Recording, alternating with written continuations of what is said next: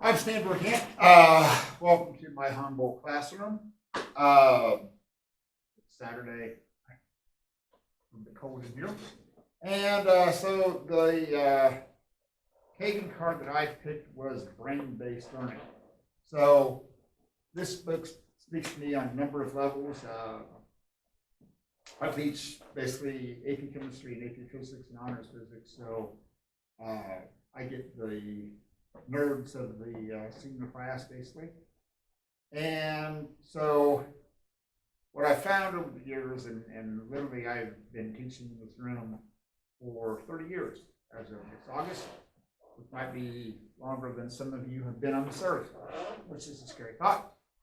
But what I found is that, number one, I use a lot of direct instruction because that's what the kids are used to. That's how they respond. But out of that, there has to be a certain degree of showmanship. And so that's what a lot of this boils down to. And so on the one where it says, using active learning strategies, so that's one of the things that, even though it's direct instructions, I'm trying to keep kids involved, I'm trying to make it entertaining. So I've got, for example, a banjo, which is hardly out of 10, but I know how to play the banjo. I wish I did.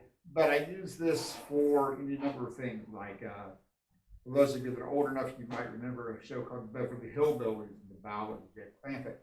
So I wrote a song that parodies that, but it's the ballad of gravity, and it's about Galileo, and he's dropping cannonballs off the Leaning Tower of Pisa, and so it's written to that song. There is what I came up with this year, which looks a little bit odd, but this is how I relate to this concept of making it memorable. And so this is the latest way that I explain the structure of the universe. So this is my version of the canine atom. So the electrons are like chihuahuas, and they orbit around the nucleus. And in the nucleus, you have St. Bernards and sheepdogs. So there's like the big lumpy thing in the middle. And you remember that the St. Bernards are positively charged because there's a T in the St. Bernards. And so you have these yippy little chihuahuas going round and round and round. And then you have the sheepdogs and the St. Bernards in the middle going, so, they just kind of hang out. And so basically the universe exists because stars collapse and they force the St. Bernards and the sheepdogs together. And all chemistry is just the rearrangement of chihuahuas. So I tell the kids that this desk alone, I don't know if you can see it in the video, but this desk that I'm teaching behind, I've taught behind since 1994. And so one of the things I tell the kids is that whatever model of the universe that you have to be able to explain why this table is still a table, and it has been this way since 1994. And I'm not going to walk in one day and, hey, it's a squirrel. So the other thing that I found over the years that's vitally important, and they kind of go hand in hand, is that maximize feedback and focus on the process and not the outcome. And so I told the kids, I'm teaching seniors, and I said, for 12 years of your life, you all have been primarily taught to focus on the answer. Okay? Could you choose C on a multiple choice test? But to be successful in life and be successful in certainly doing upper level science classes, you need to focus on the process and not the product. And once you kind of shift that mindset that says, oh, how do I actually get the answer? What does that look like? Then it takes on a whole dimension about how you're teaching science and how you're learning science and the thought process that's involved in it. And so that also plays into this idea of maximizing feedback.